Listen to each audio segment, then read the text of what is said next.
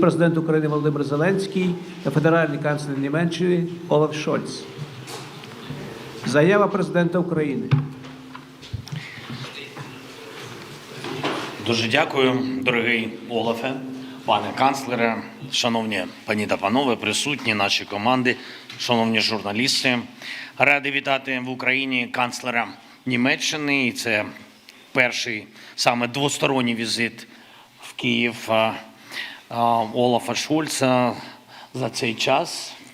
Впродовж війни ми багато разів зустрічались на міжнародних заходах і також в Німеччині загалом 17 разів вже. І дякую тобі за такі двосторонні відносини. І більше ніж 30 разів спілкувалися телефоном. І хочу подякувати пану канцлеру, він був в Києві у 22-му році з президентом Франції, Румунії, прем'єр-міністром Італії. Але ось так, двосторонній візит вперше за цей час. Зараз такий символічний візит для України. Важливо подякувати Німеччині за надзвичайно вагому відчутну підтримку. Німеччина за обсягом наданої підтримки на першому місці в Європі. Особливо значним є лідерство Німеччини в допомозі нашому захисту неба. Найбільше ППО для України дала саме Німеччина. Олафе, я хочу тобі особисто за це подякувати. Та усьому німецькому суспільству. Німецькі Петріоти та Айріси, інші системи, зокрема Гепарди, вже врятували в Україні десятки тисяч людей, сотні об'єктів інфраструктури. Це історичний внесок Німеччини у захист життя, і буквально щодня, щоночі російський терор доводить, що потрібне збільшення такої підтримки. У ніч на сьогодні російський шахет ударив по звичайному житловому будинку Тернополі. Одну людину росіяни вбили цим шахедом. Мої співчуття близьким, рідним цим ударом вбили. І ще троє людей були поранені, їм надано необхідну допомогу. Кожної доби під сотню таких шахедів проти України, а також постійні ракетні атаки. Тільки за одну цю осінь російська армія використала 347 ракет різних типів проти наших людей. Абсолютно більшість ракет по цивільним об'єктам. Значну частину ракет нам вдалося збивати, зокрема балістичні. І сьогодні з канцлером ми говорили і про додаткове посилення українського повітряного щита, про системи ППО, якими Німеччина нам допомагає. Я подякував Німеччині за оголошений оборонний пакет на 650 мільйонів, і ми цінуємо те, що названо не тільки обсяг цього пакету, але і чіткий термін постачання – грудень цього року. Якби всі наші партнери проявляли таке лідерство і таку вчасність у постачанні, ми вже примусили б Росію до справедливого миру.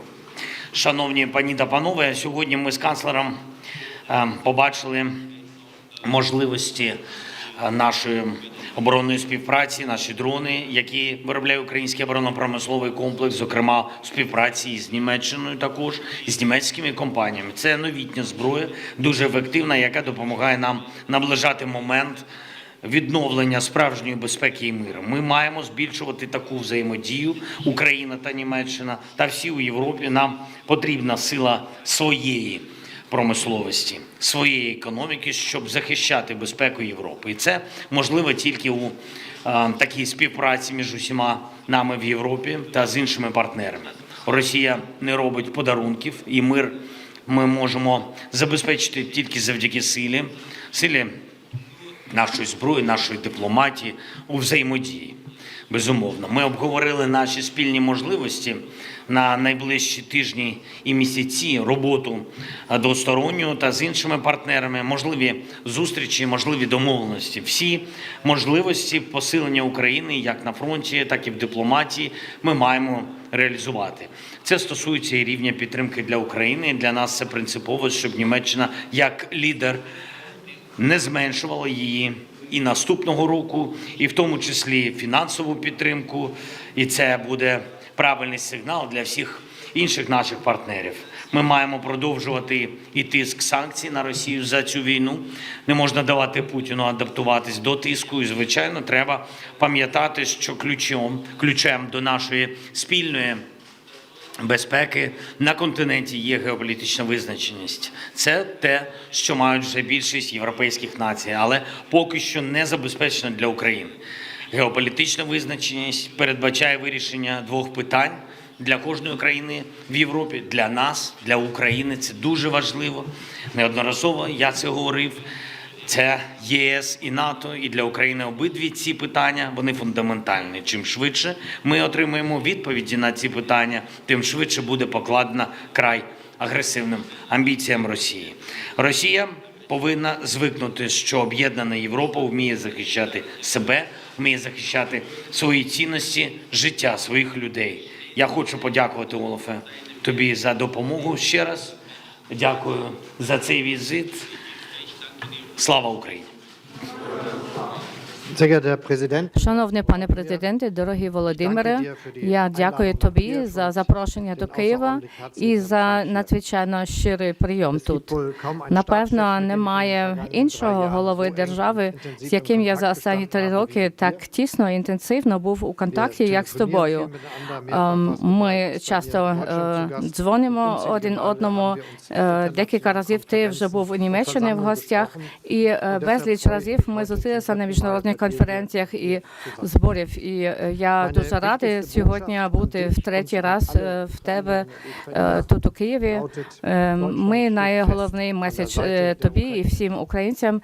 Німеччина стоїть непохитно на боці України. Ми говоримо, що ми робимо, і ми робимо, що ми говоримо. Це дійсно так.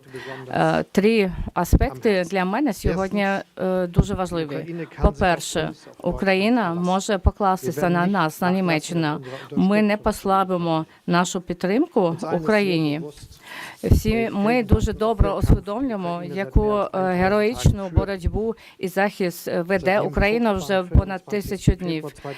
Починаючи з того 24 лютого жахливого 22 року, коли Путін почав свою злочинну загарбницьку війну проти вашої країни. І ми розуміємо, що день за днем тут в Україні гинуть люди або отримують жахливі поранення. Сьогодні я мав нагоду зустрітися з українськими військовими у військовому госпіталі.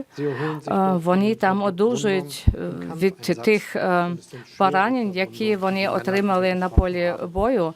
І це дуже тяжкі поранення, з якими їм прийдеться вже прожити далі. Я висловив їм свою глибоку повагу за їхню відвагу і мужність. Зустріч з ними і особисте спілкування для мене були дуже важливими, і я це не буду забувати. Тепер почалася зима, 3-я війна в цій вбивчій війні, і Росія продовжує спрямовано і нещадно обстрілювати енергетичну інфраструктуру України. Путін хоче, щоб люди мерзли, він хоче, щоб страждала економіка, щоб виробництво зупинилося. Але ми не допустимо, щоб його цинічний розрахунок зійшовся. Німеччина тому щойно надала Україні екстрену зимову допомогу, щоб найгірші руйнування можна швидко відремонтувати і відновити теплопостачання. Після Сполучених Штатів Німеччина з обсягом близько 28 мільярдів євро надає найбільшу воєнну підтримку Україні. Найголовнішим для нас і надалі буде підтримка для ППО. Ми вже надали 5 повних комплектів систем IRIS-T, 3 системи Patriot, понад 50 гепардів з ракетами, снарядами і запчастинами. Ще у грудні надійдуть 6-та система IRIS-T, ще пускові установки для Patriot і гепарди. І в 25-му році ми теж будемо постачати системи ППО, гаубиці, дрони, бойові і розвідувальні. І крім того, 6 озброєних вертольотів Sea-King. Я сьогодні тут у Київ чітко адресую Путіну. Німеччина має велику витримку, і ми будемо стояти на боці України стільки, скільки це потрібно. І це я переходжу до другого свого пункту. Путін не досяг жодної із цілей своєї війни.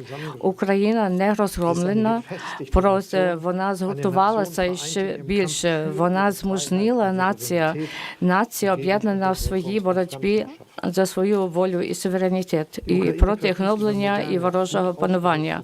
Україна має сучасні, дуже добре обладнані збройні сили, які вже так довго рішуче дають відсіч проти російського агресора. Одне зрозуміло, ми всі бажаємо кінця цієї брутальної війни. Ніхто, як українці, не хоче так миру. І тому я говорю, наша непохитна підтримка, наша воєнна допомога і рішуча боротьба проти російських агресорів є одна сторона медалі, а друга – це визначення шляхів, які можуть довести до чесного, справедливого і тривалого миру для України. Про це ми з тобою, Володимир, сьогодні детально обговорювали. Як можна досягти того, щоб Україна могла з позиції сили вести такі перемовини? І ясно і те, нічого без України про Україну. Я не допущу, щоб хтось без українців прийняв рішення. Росія не може диктувати і нав'язувати мир України. Третій мій пункт. Україна і надалі послідовно буде на своєму шляху до Європейського Союзу. Цей принцип ми визнали під час мого візиту у червні 22-го року тут у Києві. І недовго після цього Україна отримала статус кандидата на вступ до ЄС. І цю обіцянку вчора новий голова Ради ЄС Коста і нова головна дипломатка єС Калас тут у Києві ще раз підкреслили. Ця обіцянка діє. Україна з цього часу в надскладних умовах зробила вражаючий прогрес. І ще вже у червні цього року ми могли офіційно починати перемови щодо вступу України. Я впевнений в тому, що Україна послідовно продовжить цей шлях, і Німеччина буде її продовжувати, підтримувати і супроводжувати. Мій візит мені показав чітко, Україна вистоїть. Дорогі Володимире, наші серця нашої європейської родини з вами.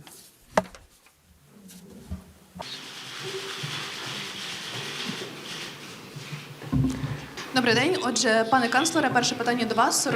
Росія постійно ескалює ситуацію, надсилає північно-корейські війська, застосовує ракету середньої дальності «Орешник» по Дніпру. А яким чином Німеччина саме може посилити цю позицію на потенційних можливих перемовинах із Росією? Ви щойно заявили, що ми маємо на ці переговори входити в сильні позиції, враховуючи те, що Німеччина не надає далекобійні ракети «Таурус», а також проти надання запрошення України в НАТО. І, пане президенте, до вас щодо останніх кадрових перестановок у Збройних силах України. Власне, призначили нового командувача сухопутних сил, також заступника керівника Офісу президента, який є бойовим генералом, і власне, так само призначили нового заступника головного командувача Збройних сил. Чому саме зараз, що спричинило такі перестановки і які завдання стоять перед цими людьми? Дуже дякую. Я вже сказав, Німеччина надає найбільшу воєнну допомогу Україні по всій Європі. Ми вже надали або обіцяли воєнну допомогу в сумі 28 мільярдів євро. І я можу тут чітко сказати, що ми не будемо менше мобілізувати підтримки. Щоб це вдалося, ми додатково до всього ще і організували кредит в 50 мільярдів доларів Великої Сімки. Це таке, що я особисто дуже виступав за це. Ми всі розуміємо, що це дуже велика міжнародна допомога для бюджетних проблем і всього того, що треба виробляти у військовому промисловому комплексу. Ви сказали, що Росія все далі ескалює війну, і вона ризикує, щоб просто неймовірна кількість російських солдатів гине або страждає тільки через те, що цей президент хоче захопити ще більше землі. Це неможливо. І саме це відхиляють громадяни України, і ми з вами тут так само відхиляємо такі вимоги, і ми будемо так міцно підтримувати Україну, як ми це до того і робили. Це те, що ви можете на це покластися. В окремих питаннях ми думаємо, що можна надавати, але в принципі ми продовжуємо допомогу. Нещодавно я представляв план стійкості, передусім всередині нашої держави. І обороноздатність, спроможність, наше військо є одним із головних пріоритетних пунктів, крім єдності інших пунктів цього плану. Там є конкретні реформи, конкретні рішення. Ці конкретні рішення роблять конкретні люди. Це не останні перестановки, вони будуть, тому що треба рухатись швидше. Дякую. Агентство ДПА. Пане канцлер, ви тільки що перелічували, що Німеччина робить для України, і що Німеччина надає найбільшу воєнну допомогу Україні, але два бажання негайних України Німеччина не виконує. По-перше, це надання таурусів, а друге – це запрошення на вступ до НАТО. Як ви пояснюєте українському населенню, що ви ці бажання не виконуєте, і коли ви вважаєте тим часом, коли варто запросити Україну до НАТО? І, пане президенте, яка військова різниця буде, якщо тауруси поступили би до України? І чи ви розумієте аргументи, з розумінням ставитись до аргументів канцлера не надавати тауруси, а саме побоювання, що це може довести до ескаляції війни і загрожує безпеці Німеччини?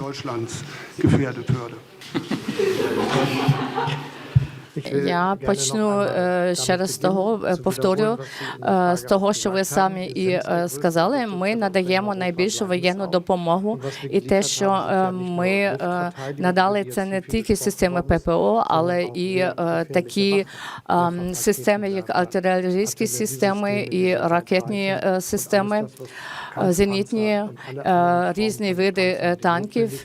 І навіть ми організували, що є хаби, яких ремонтують ці системи, щоб і в окремих систем ми дискутуємо, чи надавати їх, чи ні. Це стосується як дальність, але і того, хто може запрограмувати їх, але це не означає, що ми послаблюємо свою допомогу. Вона і надалі буде дуже широкою. Ми розрахували до 26-го року, якби ми продовжували так, ми би оснастили 6 бригад українських. НАТО приймала рішення з цієї теми і у Вільнюсі, і в Вашингтоні, і вони показують шлях. Я їх підтримував, і я вважаю їх за правильні. Дякую за ваше запитання. Ми дійсно вдячні Німеччині за таку велику допомогу, 28 мільярдів, і вона вагома. І взимку ми це відчуваємо, удари по нашій енергетиці. Сьогодні ми окремо говорили з Олафом щодо ще посилення ППО. Це не просто, тому що Німеччина виробляє і нам дає. І це абсолютний факт. Ми за це вдячні. У нас бувають з деякими партнерами затримки в питання, наприклад, систем протиповітряної оборони «Айріс-Ті», ракет до них. Ми вдячні за цю якісні системи, і нам досі цього не вистачає. Питання не в Німеччині, питання, в принципі, в партнерах. Є партнери, які тримають системи, є партнери, які тримають Петріот. І я наводив один приклад, я не буду його публічно вам казати, тому що я не можу, щоб Росія розуміла, про що я говорю, але я наводив приклад, як ми зараз шукаємо ще захистити 20 спеціальних об'єктів, і у нас не вистачає через таку щільні такі удари ракетами, просто не вистачає системи. Для нас це питання серйозне. Питання Таурусу, а вже ж, знаєте, у нас є з Олафом дуже багато спільних поглядів на деякі питання, а є різні погляди на деякі. Ми працюємо постійно над тим, щоб в питанні Таурусів у нас було більше спільного. Це виклик для нас, в принципі, далекобійна зброя. Ви про це багато чули. Ми працювали над позицією Німеччини, Сполучених Штатів, Франції, Британії. Я вважаю, як би нам це допомогло. Ваше питання. Військові цілі Російської Федерації ми могли би вражати більше. Пане канцлере, питання не про Тауруси і не про НАТО, але для нас це справді дуже-дуже важливо. А питання буде про розмови. І воно звучить так, як і про що говорити з людиною про мир, якщо вона цього миру не хоче, і ви в цьому пересвідчились. Після вашої розмови Путін фактично застосував балістичну ракету середньої дальності, яка летить на 5,5 тисячі кілометрів. То може говорити не з Путіним, а може і не говорити, а робити щось інше. Дякую. І, пане президенте, до вас питання. В німецьких ЗМІ вже лунала теза про те, що сьогодні у вас питатимуть про те, на що готова піти Україна заради миру. А моє питання до вас, чи можете ви справді підтвердити, що під час довгої тривалої дискусії з канцлером говорили про це, і чи говорили, на що має піти Росія заради миру, і щоб розпочати мирні переговори? Дякую.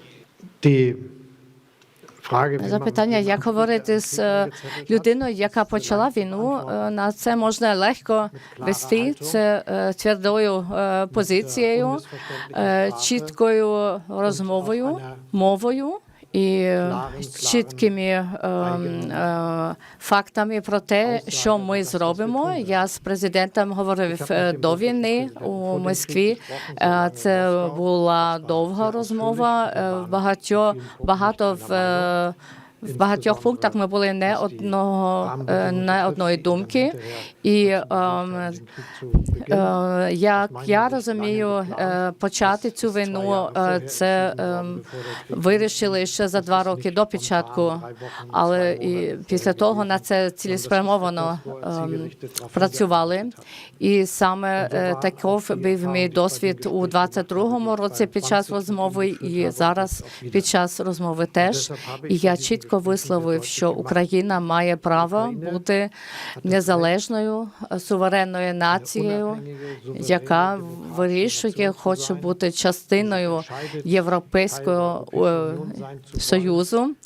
Вона має і свою армію, свої збройні сили, і може досягти своєї повної незалежності. І це означає, що Росія має припинити війну і вивести свої війська. Я йому це чітко сказав, що він відповів. Ви знаєте саме із того, що в російській пресі було надруковано. Ми різної думки тут, але все ж таки треба мати чітке розуміння і висловити це, і це я зробив. І одне я говорив і тут: ми не послабимо свою підтримку Україні.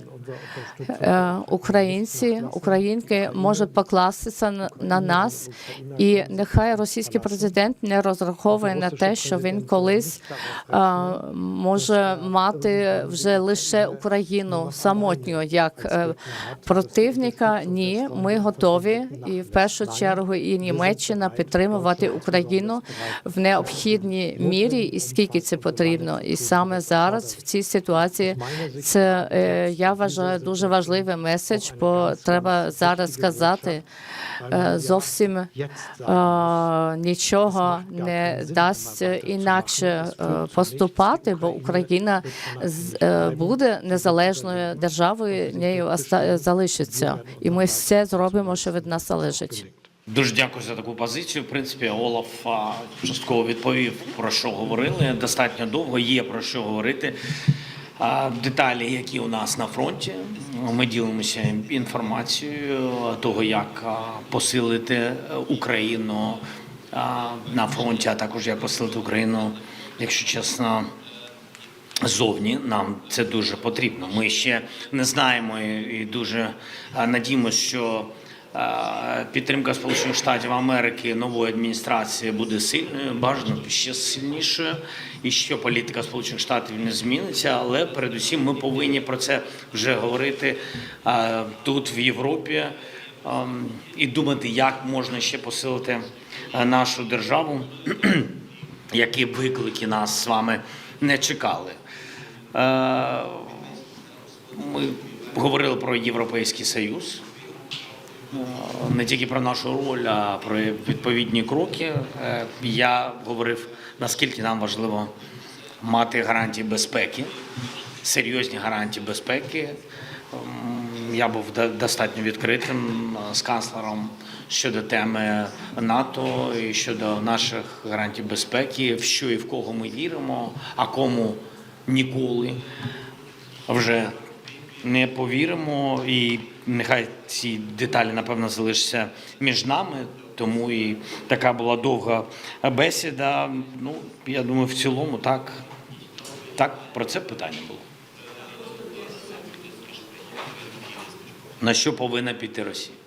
Бажано на 3 букви, якщо чесно. Бажано, щоб вона просто зрозуміла, що робить те, що вона робить, вбиває нас. А ми захищаємось і боремось з ворогом.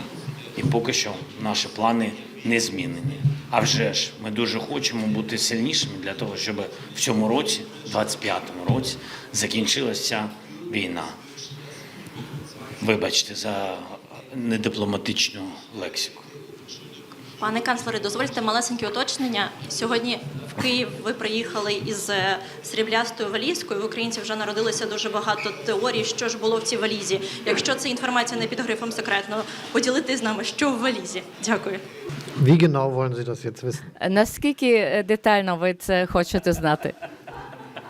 Also im Wesentlichen Загалом, Reise- це ті речі, які беруть в дорогу. Ну, те, що треба перевдягатися, ну, те, що потрібно.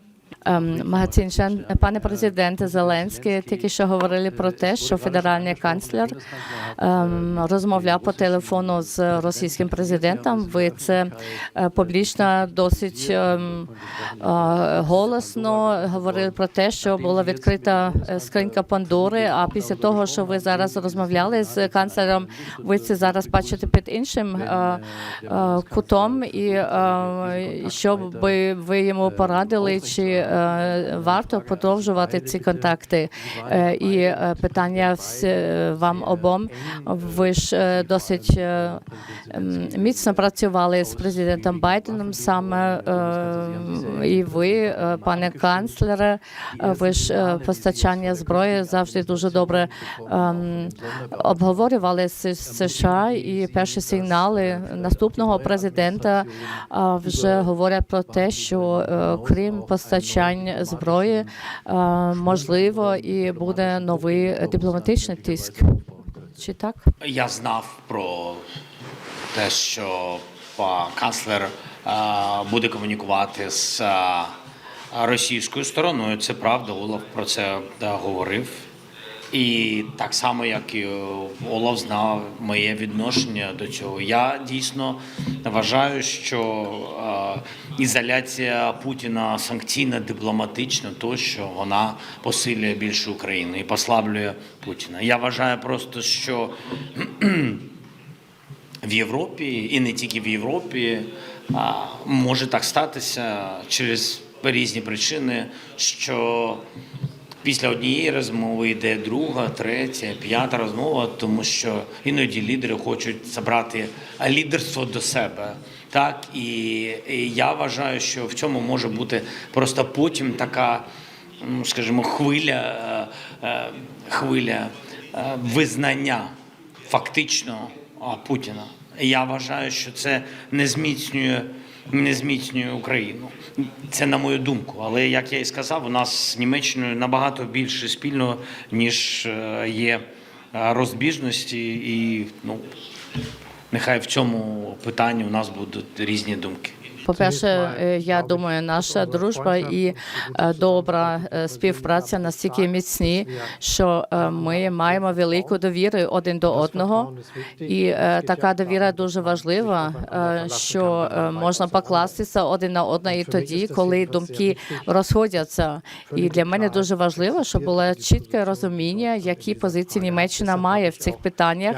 І тому я і говорив про те, які слова я використовую, коли я пояснюю ту позицію, яку ми маємо, і саме те, що Німеччина стоїть на позиції, що не може бути жодних рішень про Україну без українців, і саме це є те, що дуже важливо наступним часом, і я буду з друзями, партнерами, союзниками наполягати на тому, що не може бути рішень і миру без врахування думок українців, бо це країна, демократія, яка йде своїм шляхом до Європейського Союзу. Крім того, звісно, ми всі говорили вже з теперішнім американським урядом і з майбутнім президентом теж, так що можна дійсно виходити з того, що в нас буде спільна політика. Ось така моя думка, і це дуже корисно для справи. Шановні журналісти, дякую вам за запитання. На цьому прес-конференція добігла кінця.